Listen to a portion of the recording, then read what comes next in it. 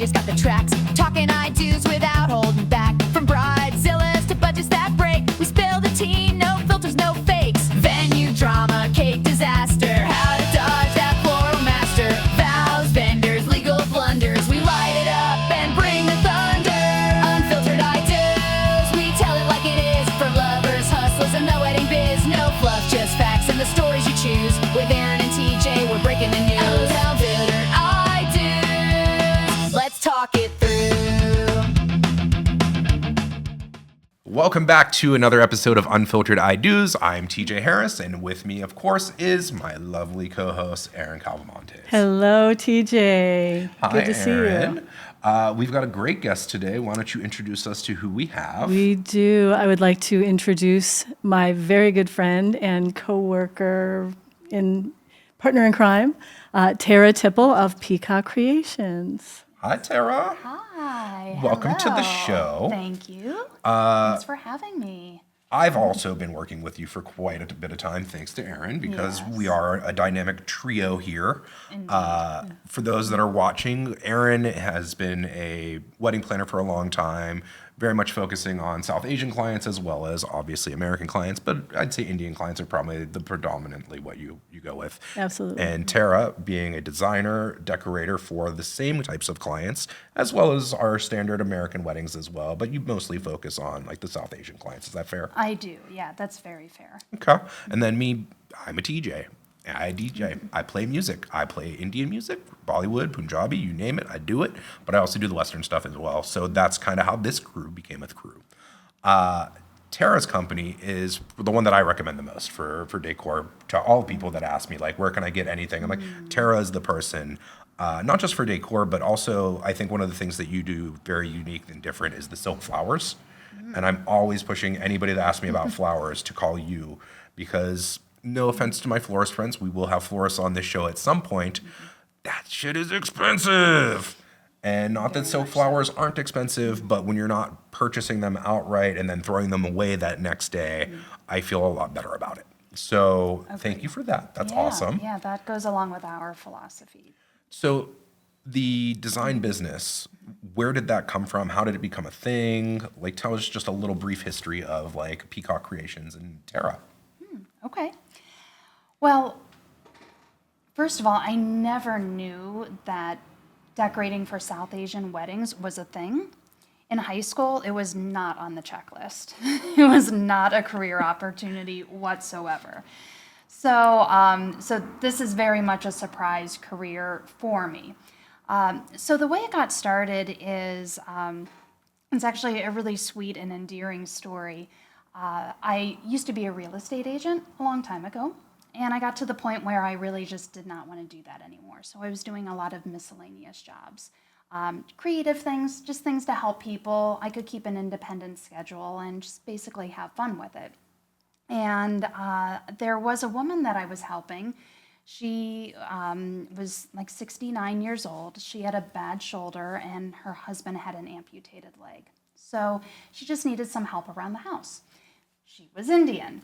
And so I helped her with like cleaning and organizing and errands and things like that. And I just really befriended her. She has a daughter my age. So there was, really like that kind of like closeness there.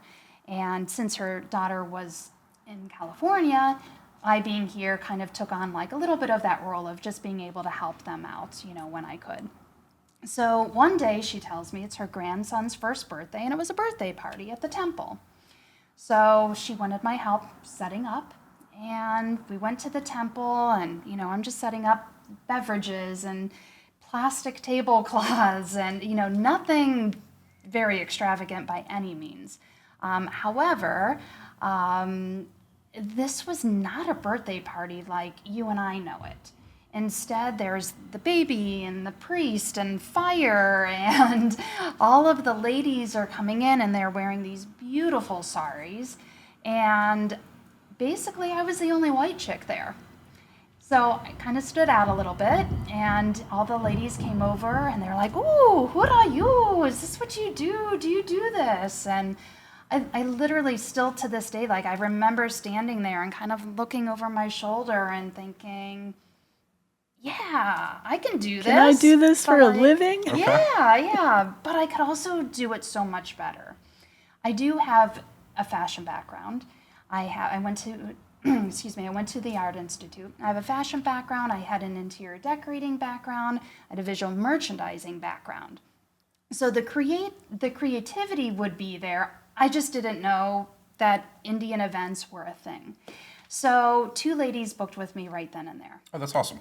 And really, it was just kind of helping them to set up for the party. So it wasn't anything, too extravagant by any means, just kind of helping them. And that's really kind of how I started. They had some decor. They wanted me to put it together, help them like get food out and things like that. And then I kind of started realizing that they're like decorating for these events is a thing. So Roughly how long ago was that? So this would have been back in like 2012. Okay. So about 13 years ago. Cool. And so the first year I did like a handful of events, just little things.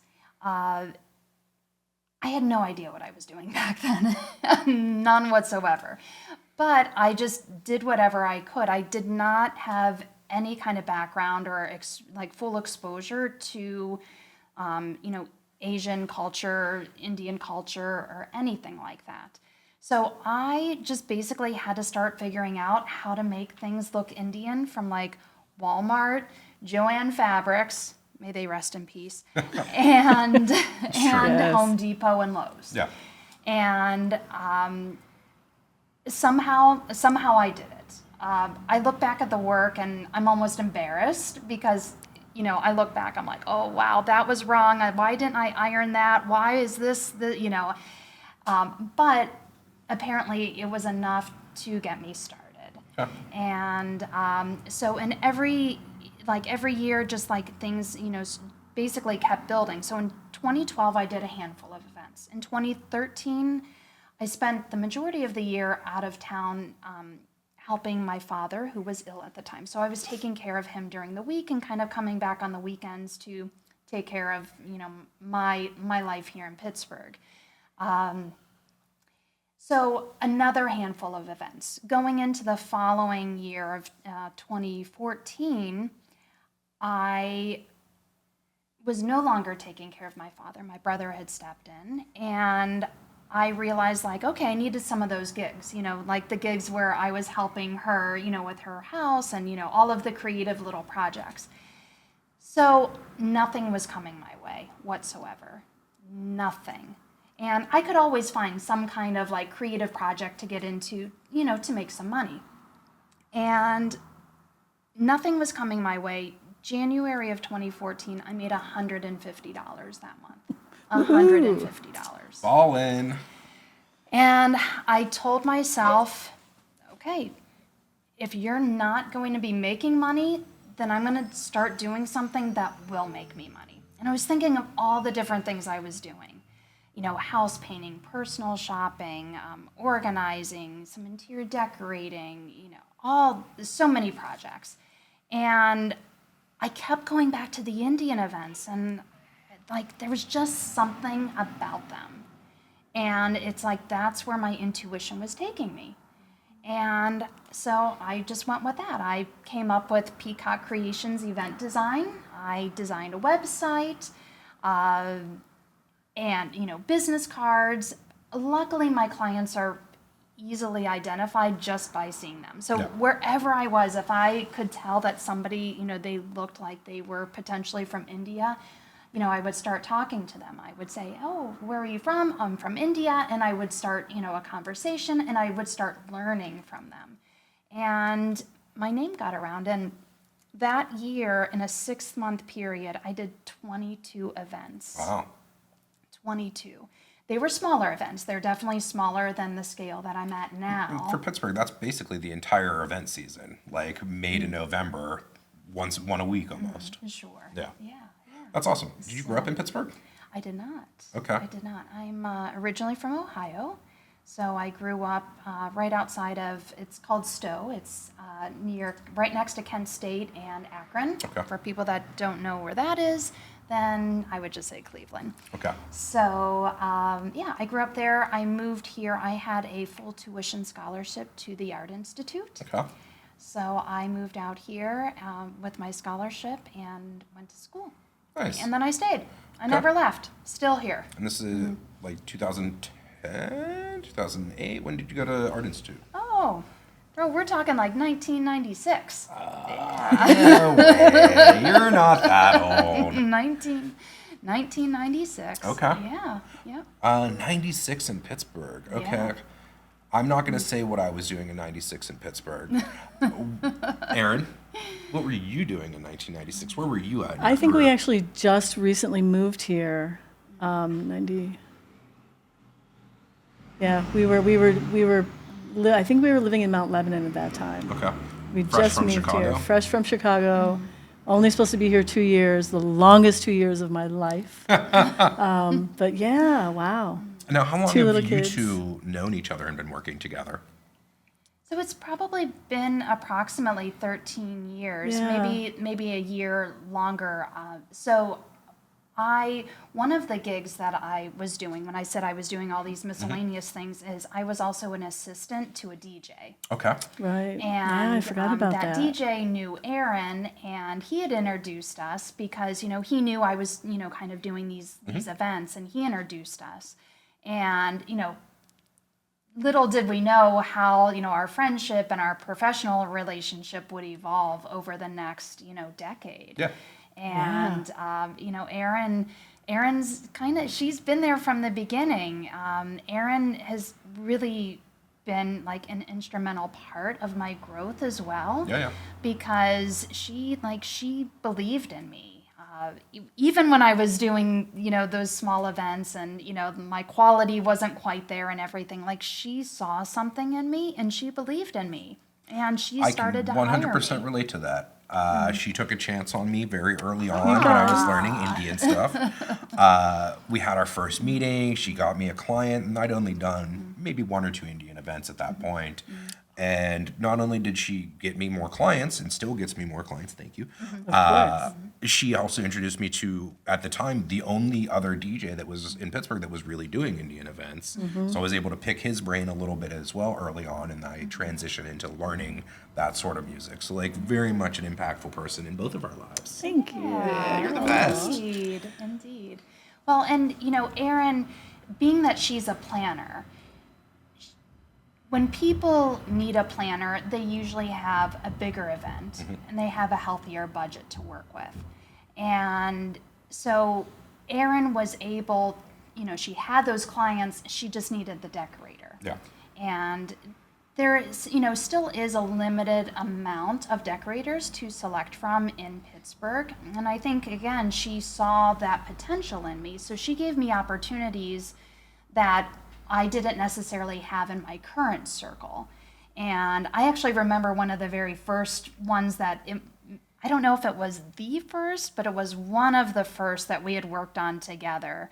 And it was one that it was amazing, but it was tough because I also,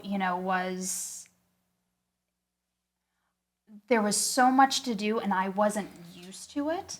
And I had to really push my limits and I had to really get a good understanding. And, the live and learn saying, really goes, but I had to make it happen.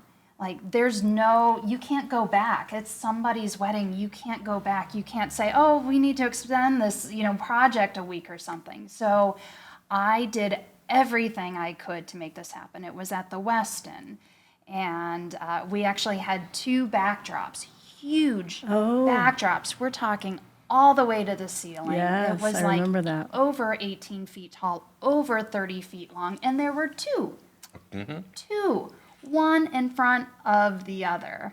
Yeah, And because you had to do that quick change and from the because design. we had a 45-minute flip, so we had to From be ceremony able to reception. We had to be able to take down the front backdrop, and there were things that I didn't think of and I didn't know, but we pulled it together. And I remember And, Erin being the planner, she's like, okay, Tara, when are you going to be done? When are you going to be done? I'm like, That's what she hates me the most. 5 minutes. Yeah, 5 minutes. But I remember like walking away because, my crew were like gathering everything up. We're trying to get out of there.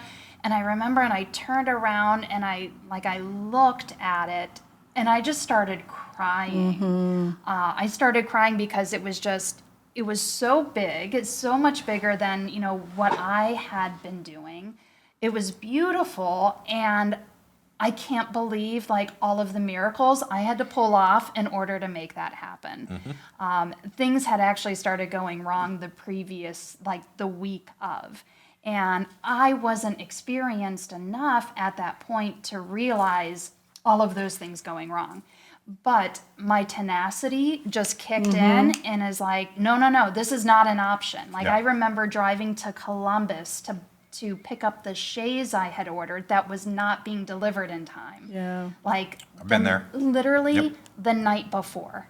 I don't think people realize the background and how much time actually goes into planning some of this stuff, or the amount of hours that you're awake on an event day, especially having to be the first person in, being the last person out, doing potentially more than one in a day even. I don't know how often you do that, but I know that like for us, we'll do like maybe sometimes 2 or 3 events in a day that are getting different items from us. And, you have to set all that up before everybody can start. And then, for me, I'll still DJ an event. So I'm done at 11 or out by 12. And then I'm driving with the truck and trailer to this spot, and this spot. It's like 4 a.m. by the time you're done packing everything up. When you start at 8 or 9 a.m. Yeah, Absolutely. long days. There are literally nights that I don't go to sleep. Yeah, I've been there. I have stayed staying awake for like 32, 36 hours. Like it's a thing. And I'm just running on pure adrenaline at that point.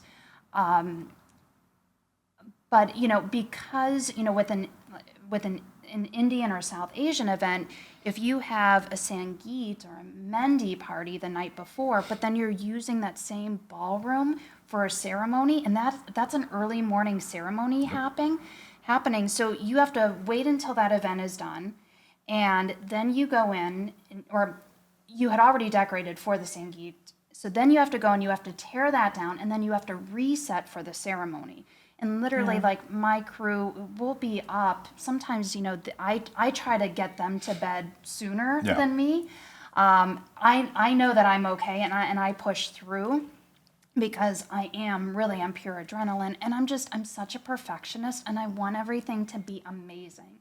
It's not like, oh, it's 3 a.m., we're tired, let's go to sleep. And it's like, no, that still needs moved, and that needs adjusted, and we need to add this, and we need to change this a little bit. And like all of those details is literally what keeps me up all night.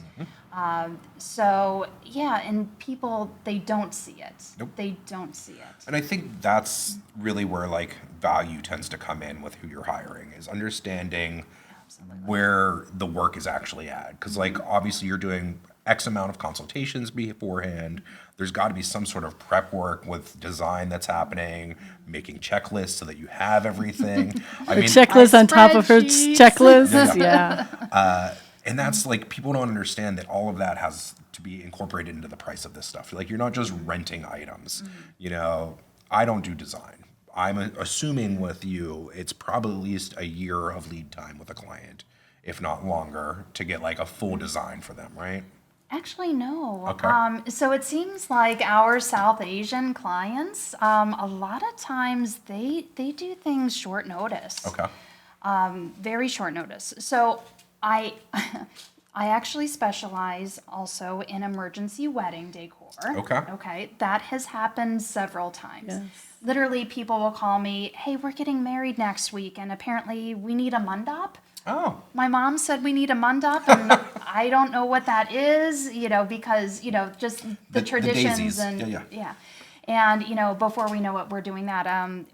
We've had, I've had somebody call, her sister was getting married, and the decorator bailed a couple days, literally 2 days before.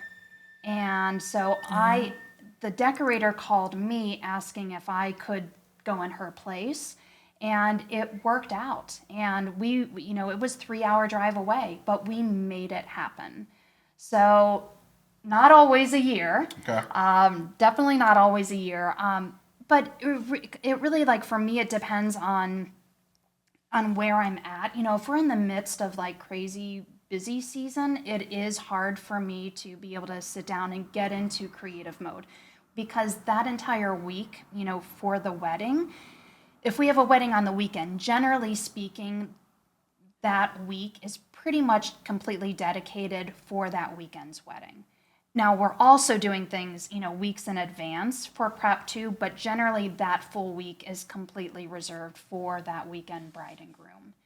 And so it really does it's a fine balance of my availability, also clients' availability too. A lot of these brides and grooms, they're in school, they're in residency, they're doing so much, they're graduating, they're moving. They're in a whole different state, They're in mostly. another state, yeah, and there's a lot going on. So luckily, everyone, I always tell people, be patient with me.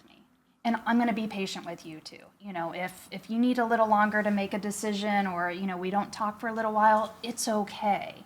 It's absolutely okay. Let's just be patient with each other, and everything always works out. And I always tell people, like, don't worry about me. I'm not the vendor to worry about. I got this now. 13 years ago, no, I didn't have it. She faked it till she made it, though. I faked it until I made it. Well, and I just pushed through, as I could. Erin. So I actually have a question for you, because I know how your process works. Yeah. And I think it's up, and I always say this, it's up to us as vendors to educate our clients on what our processes are, especially with your design, because you're so meticulous Ridiculous. with everything that you do, and literally to the littlest detail you want to make sure, which is why I love working with you, because you make me look good. You make me look good. Even with that wedding you were talking about, at the time, all of us vendors were left breathless with that, and how you put the one behind it so it could come down quicker. But with all of that going on, how you work with your clients, how detailed you are, how so many hours you put into your spreadsheet, and literally to this, because she uses the spreadsheet not only for her design, but it's also their load-in page, and all that. How do you deal with burnout in your business? I mean, you have to have it with how hard you work. How do you deal with the burnout? So there's definitely stresses. A lot of it is like good stress. You're feeling creative, and you're working with this, and you're trying to get ideas together, and you're ordering things or buying things or trying to figure out how to make something. So it can be like good stresses, because like that fire and that creativity is like really coming out, and Right. you're also like on that high from all of it happening. However, sometimes there is that stress where you're like, okay, this is like almost too much for me to handle. Staying organized is one really key way of trying to eliminate a lot of that stress. And that's why for me, like when people come to me, we do have a process, in which we are making decisions and I'm getting information to them. And it takes me a little while longer because I'm literally thinking through every single step. When somebody shows me pictures, or we're, talking about, one event or, 4 events, I literally sit down, I have my spreadsheets. I don't use like pre-designed templates from companies that try to sell you, because I'm limited to what I can do there. I want a spreadsheet where I can spell everything out. I can put every note, every adjustment, everything myself. My engineering clients love my spreadsheets. They love them. So, and I've tried to make it in like a very user-friendly way. Yeah. But you are correct. So like me staying organized is one way that really helps, eliminate that. However, that doesn't mean that I don't get stressed. there's still issues, there's problems. You're trying to order something, you know, have too much to handle at one time. There's so much that happens. And something else that I've learned is there's a difference between stress and true burnout. Yeah. Right. I didn't realize until it happened to me. And for me, it happened in 2023. Going into like the fall of 23. It was an intense year. You know, lots of really great projects to work on, wonderful clients. I mean, everything was amazing. It's just, you know, sometimes it can be a lot. And I hold like virtually every single hat. Because I'm a perfectionist, I have a really hard time, you know, letting others do certain things. Now, there are, you know, we do have an amazing team, and there are certain people, you know, like somebody's in charge of this, somebody's in charge there, and there are those things, but still, ultimately, it all comes down to me. So for me, what happened in 2023 is I still had a really busy November, like October, November, and December. December can be a little bit of a lighter month, but it was still going to be like pretty hectic for me. And for me, my body just started to not feel good. I didn't want to eat. When I ate, I didn't feel satisfied. Every day there was like a new ache or a new pain. And it's like I was sick, but I wasn't sick. It wasn't COVID. It wasn't the flu. It wasn't allergies. It wasn't any of that. And I just you know, you just kept thinking, okay, I just got to get through, you know, but you got to get through like 3 more months, you know, and you're trying to see the light at the end of the tunnel, and you're still excited for the projects, but sometimes, you know, things can be a little much. Plus a personal life too, you know, whatever, you know, and other vendors deal with this too, you know, and you know, and other vendors have things in their personal lives that I don't, and I don't even know how they, you know, manage with all of that. But, you know, for me, it is about mindset and, you know, going through that experience in 2023 of true burnout, when your body is just like saying like, I'm done, but your brain is Shutting like, down. you're telling That was like, me last year. you can't stop. You still got to push through. But I will say, like, for me, like all of the stresses that I go through is so worth it at the end of an event. When you have brides and grooms and family and friends that are coming up to you and they're like, when they're saying, this is more than I imagined, and this is incredible and beautiful and just what I wanted, and how did you do all of this? And they're so happy. It just like all of the stress just it feels worth it. Is one of your love languages positive affirmation? Well, it is true. You definitely have to have. I'm a fiend for it. Like at the Yeah. end of the night, if you don't tell me I did an amazing job, like I go home and I'm heartbroken, like 100%. I'm like, they didn't even say that it was a good job today. I know. They still tip me, so I know it was a good job. But you know, I want to hear the words. Yes. Yeah. No, and yes, and it's almost like that's the icing on the cake. That's the whole point for me, is a happy client. Yeah. So yes, Of when you get course. that positive affirmation, then the client, you know, is saying, this is so incredible, then yes, it does, you know, and most clients they seek you out Oh, yeah. to be able to tell you. Sometimes they are a little preoccupied and there's so much happening for them. And I understand they don't always get to, you know, find me. And sometimes I'm not even there, you Yeah. know. Right. But even the day before or the day after, you know, something The like text that. message that comes you- through, like it feels so "Tara!" good. Yeah, Tara, it was amazing. Everyone is talking about it. Yes. And like that's what I get. Yeah. Like that's what I get all the time, because I'm so detailed, because I'm so strategic and every little thing that I plan out. So the burnout is, you know, part of it, I've had to tell myself this so many times, and maybe you guys have as well. It's like, you know, there's a saying, smooth seas do not make good sailors. Yeah. If this was easy, everyone would be doing it. You know, so those are the two sayings that I'm always keeping in my head, and it's true. If it were easy, everyone would be doing this. And you know what? It's not easy. And that's why there's not a lot of people, to select from. I feel like this is a great segue moment to a new question, which is for people that do want to get into something like this, how do you think they should go about potentially starting? Or like, is it easier to find a company that's established and maybe try and get in with them and learn from them and work with them? Do you buy inventory? Do you rent inventory? Like, if I wanted to be a designer or a decorator today and I didn't have any experience, what should be some of those first steps to take? Very good question. Thanks. I wish I could have asked that to somebody 13 years ago instead of having to figure it out completely. So, I guess perhaps you could work with another decorator in Pittsburgh. There's not tons. Yeah. Maybe in other communities there are.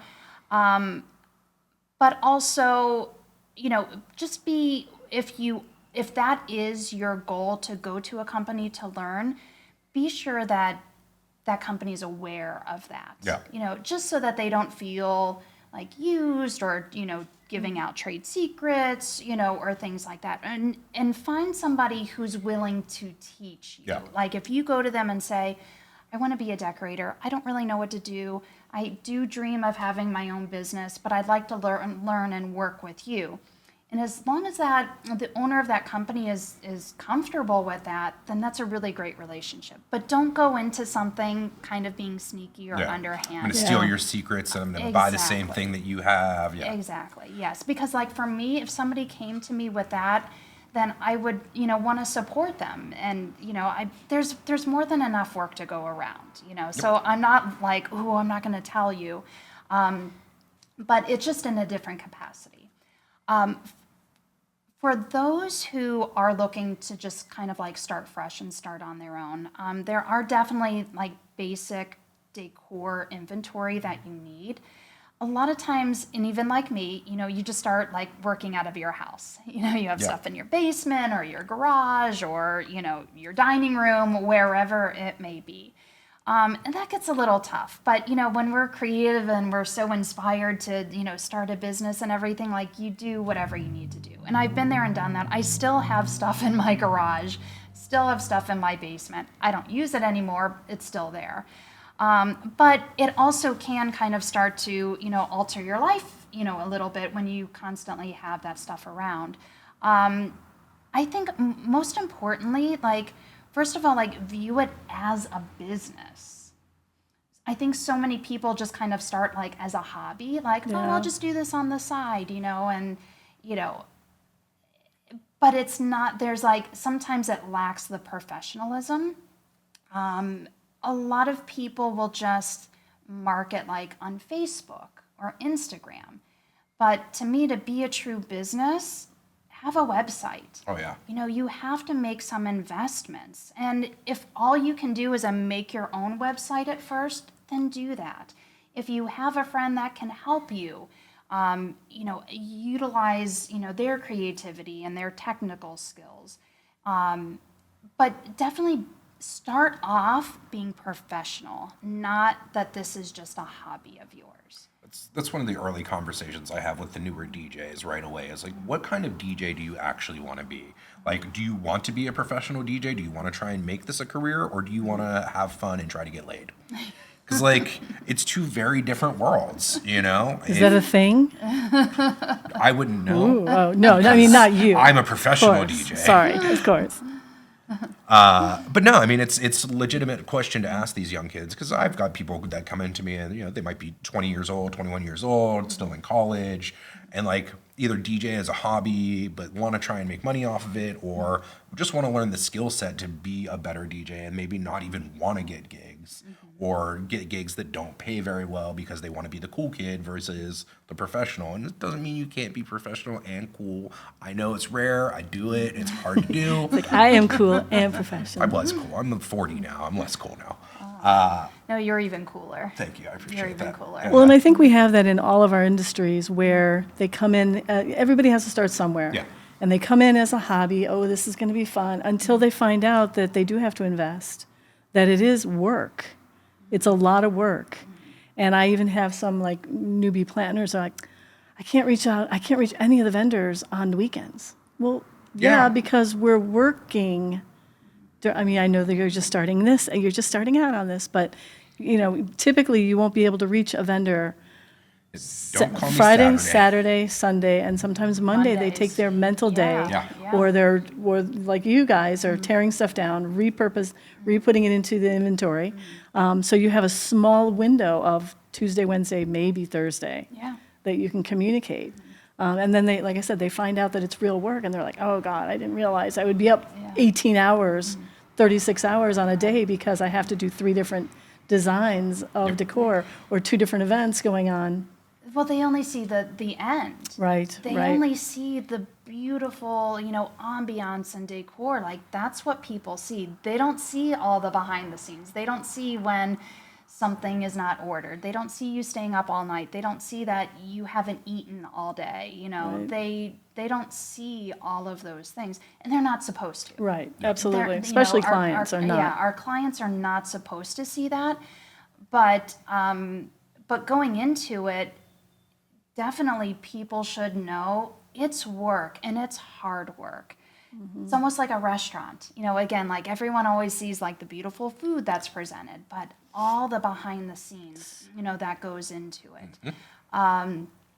So yeah, be aware. It's not like it's not a fluffy job. I know Erin looks all fluffy and pretty and everything.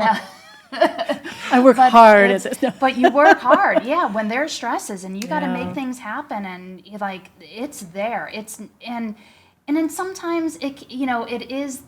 It can be like a little bit of a glamorous job, when you see the finished product. But getting up to it is a lot of work. Yeah. Just like any, great end product, with anything that there is. There's always hard work into it. And yes, you can work smarter. You can definitely do that.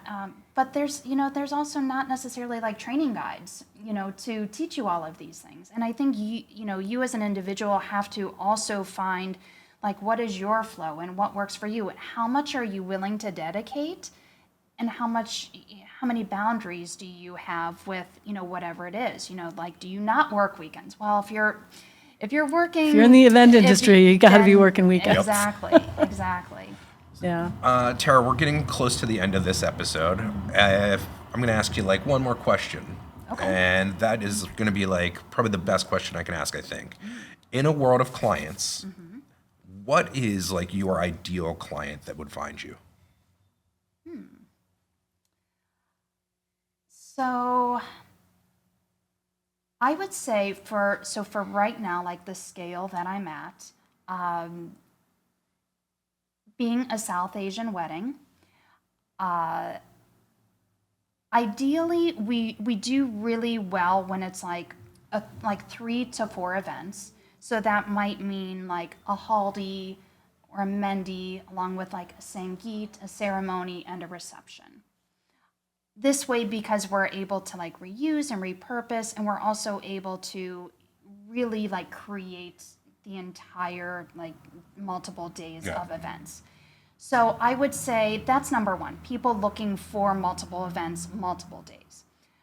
Also, we tend to also like draw the client that is looking to be in the larger hotels. Okay. The Hyatt at the airport, Hilton, Garden in South Point, the hotels downtown, the Westin, the Omni, so on and so forth. Now, we also do work with smaller venues as well, and those are great. We also enjoy that. But most of our clients are working with like a little bit of a bigger scale, multiple bigger guest count. Yeah, as yeah. well. Right.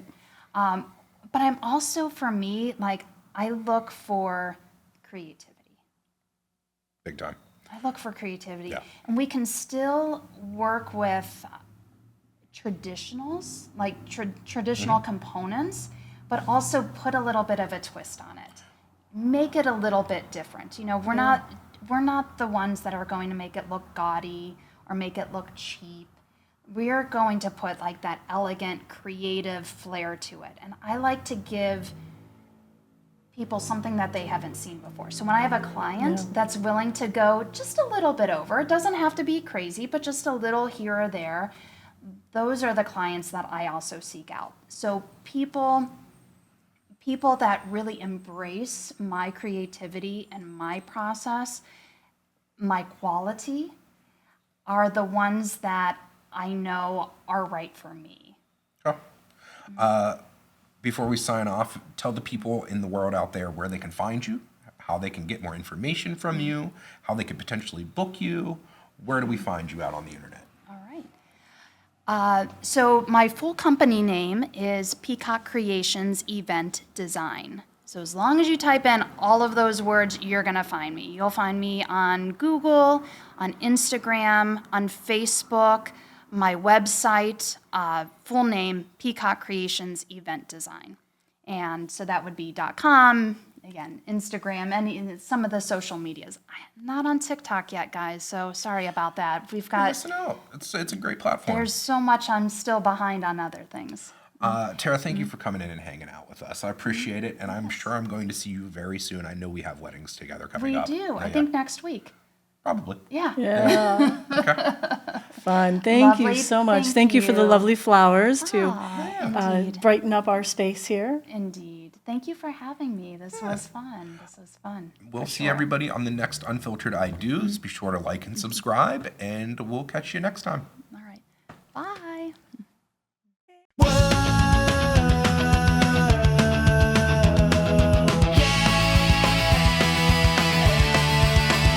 We're not here to sugarcoat. We're crashing your Pinterest dreams. Let's go. Erin's got the clipboard, TJ's got the tracks. Talking I do's without holding back. From bridezillas to budgets that break. We spill the tea, no filters, no fakes. Venue drama, cake disaster. How to dodge that floral master. Vows, vendors, legal blunders. We light it up and bring the thunder.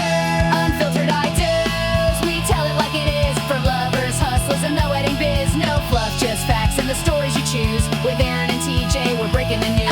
Unfiltered I do's. Let's talk it